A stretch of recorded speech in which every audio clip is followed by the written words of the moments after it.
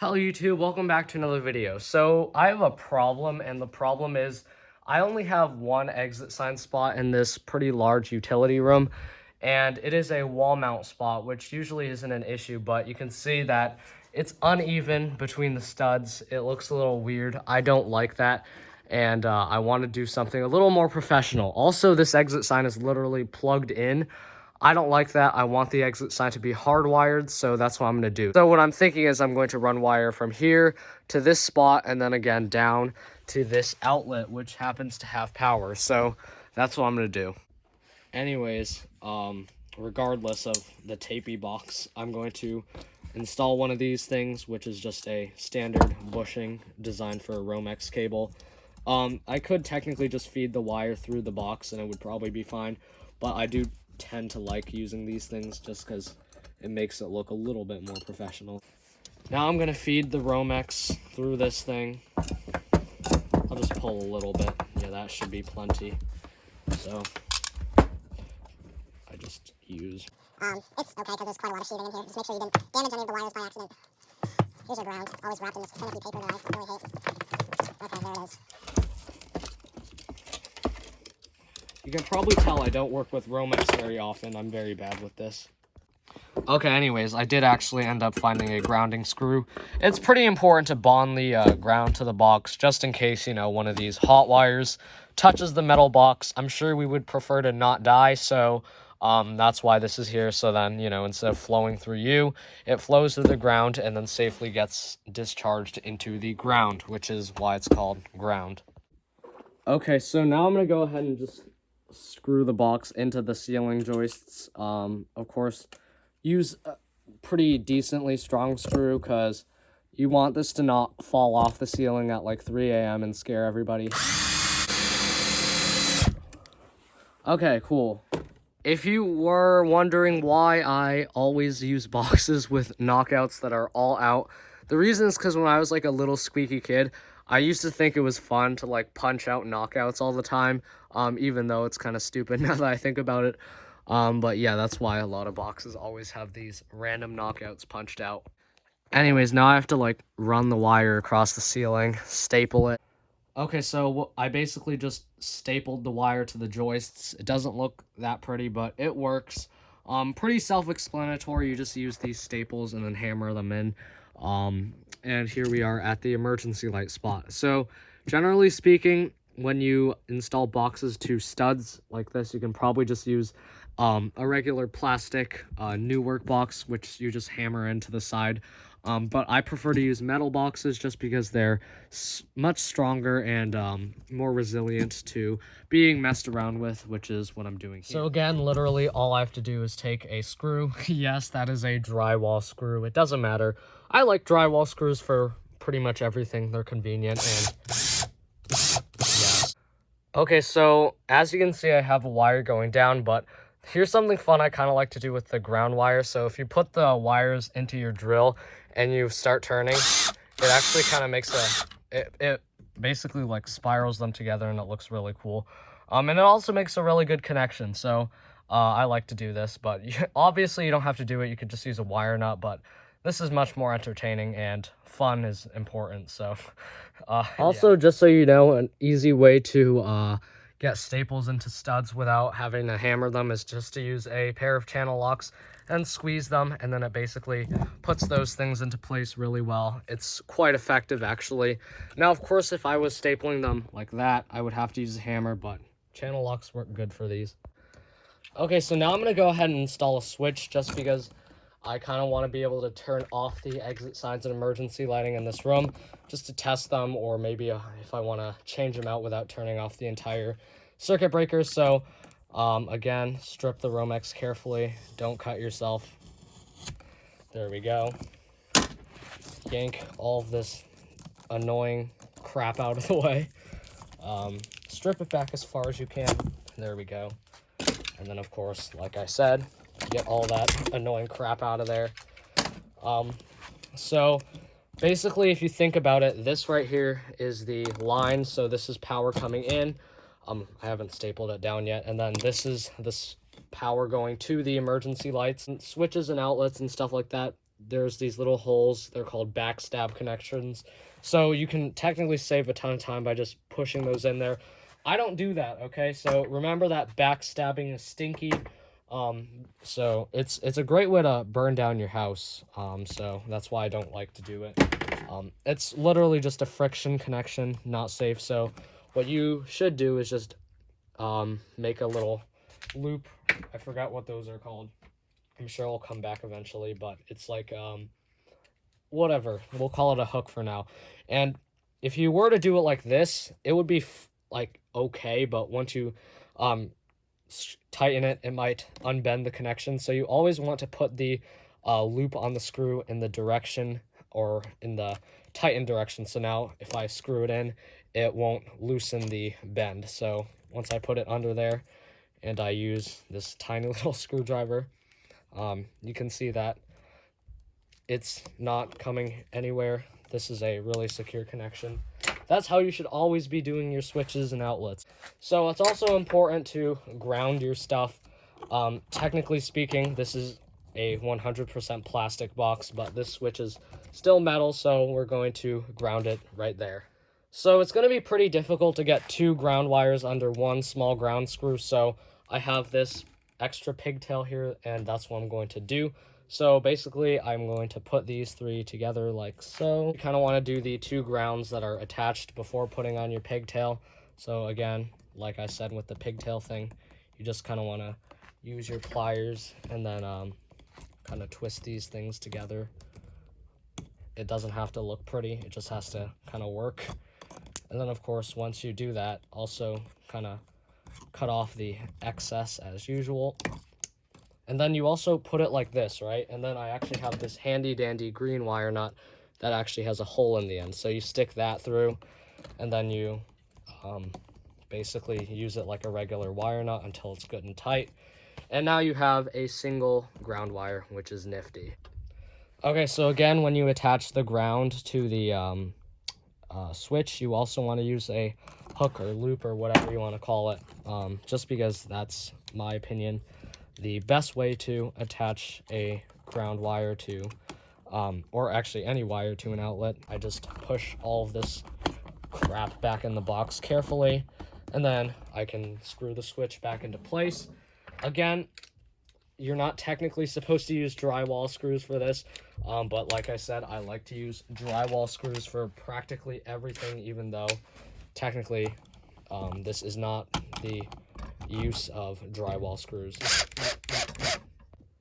Okay, so this outlet is actually branching off of the circuit from an outlet on the other side of this wall, which means it's in the other room.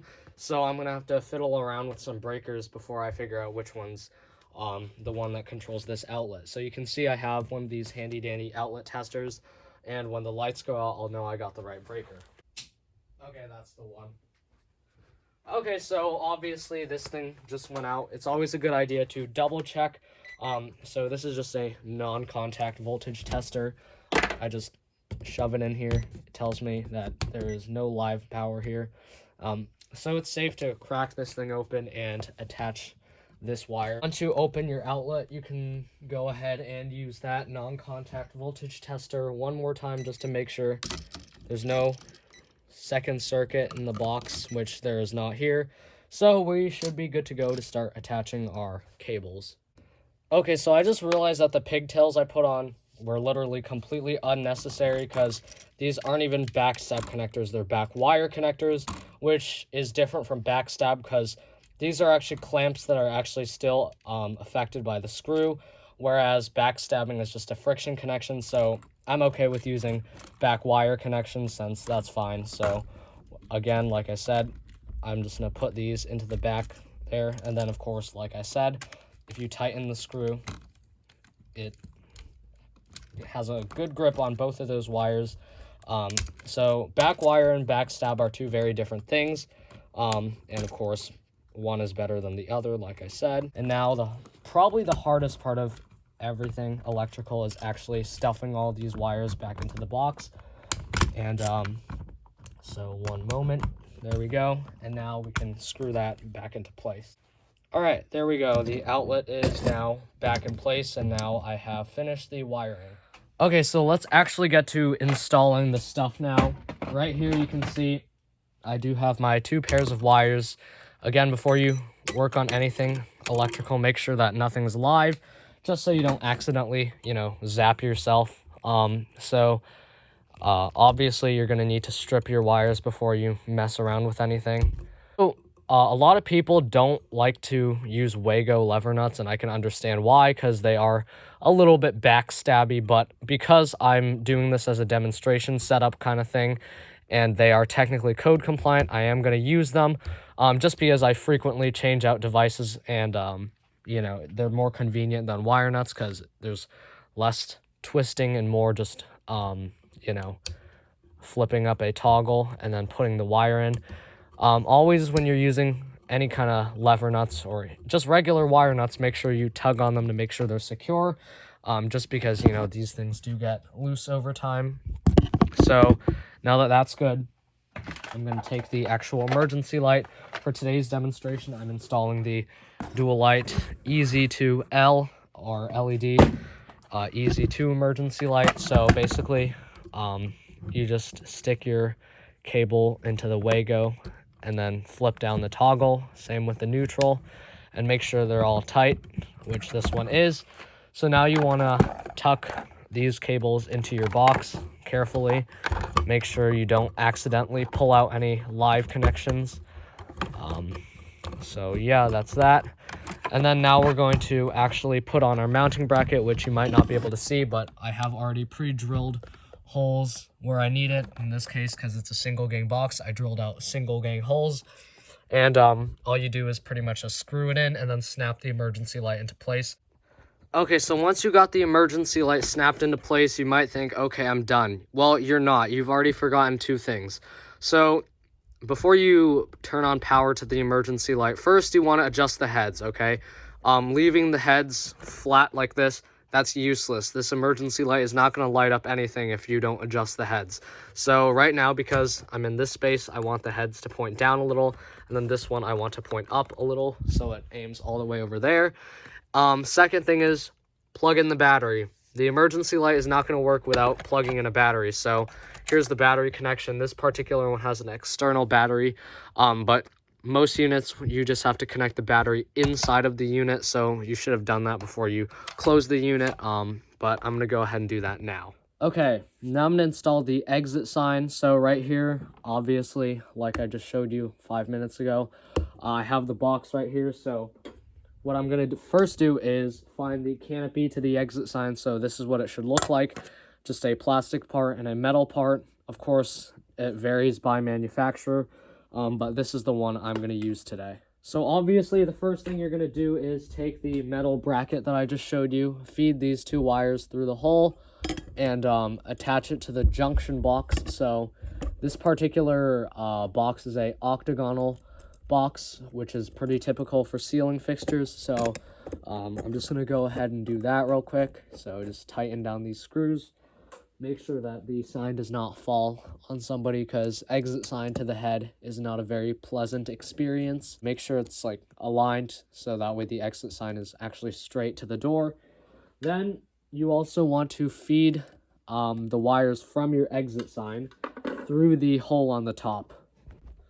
So there you go. You can see I have fed the cables through the actual canopy, and I also snapped the canopy into the sign. Again, like I said, this manufacturer, you just snap it in and it just stays. Some you have to like twist or push to the side to get the canopy to lock, but this is how this manufacturer does it, so that's how I'm going to install it.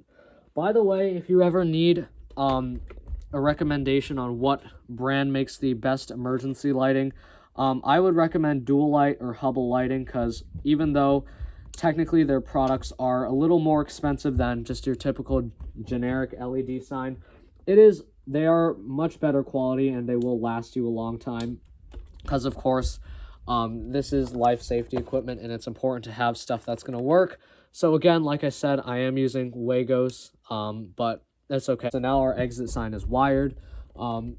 You can just push these things through the little hole, and then we're going to screw the actual canopy into the little metal bracket that we just installed. So one moment, please, as we do that. Also, this sign has a handy dandy feature where there's actually these little plastic tabs on the canopy that will lock into the metal part on the sign. So that makes installing it a little easier. Of course, right now, all you see is the blank part of the sign, and that's because the actual exit part is on my side. But I'll show you that once the installation's done. So basically, this is what the inside of the exit sign should look like. Generally, you always want to do your wiring in the junction box, because if you bring all the connections down here, it kind of makes the exit sign look stupid. So that's why you do it here. So now there's no obstructions in the thing. Last thing you want to do is plug in the battery. It's really important. Like I said, do this with both the exit sign and the emergency light. Some exit signs do not have batteries. They're just AC only, but if your sign does have a battery, plug it in, because it won't work if you don't have a battery. The last step is to snap in the exit sign's faceplate, because that's what actually says exit. And again, like I said, this is a dual light product. So now if we turn on power, you can see that both the exit sign and the emergency light are receiving power now. If I test the emergency light, you can see nice and bright. And then if I go ahead and get back on the ladder and test the exit sign, this one is actually self-testing, so it tests itself for 60 seconds. And yeah, nice and bright. So thanks for watching.